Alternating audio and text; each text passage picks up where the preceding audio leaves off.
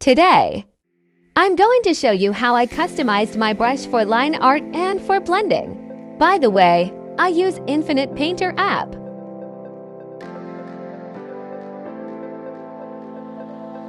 I'm using version 6.6.1. Here's my customized Alexis brush. First, look for the Alexis brush. It's in the Legacy category.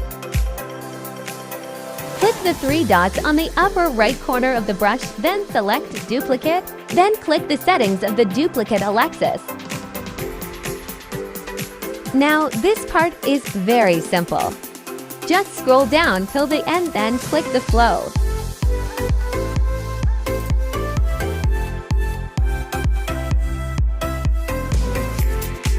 That's it. This is the difference between the Alexis and the customized brush.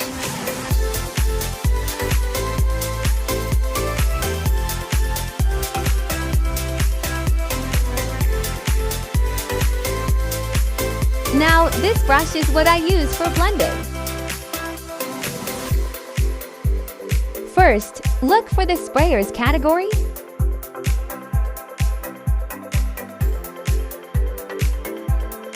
Then choose the soft airbrush.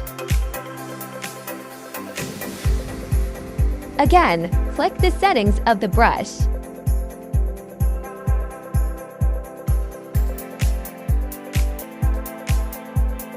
Set the opacity to 100. Next, click the head.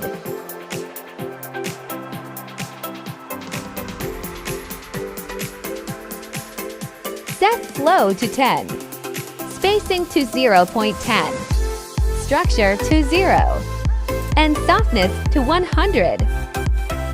Then it's done. This is the result.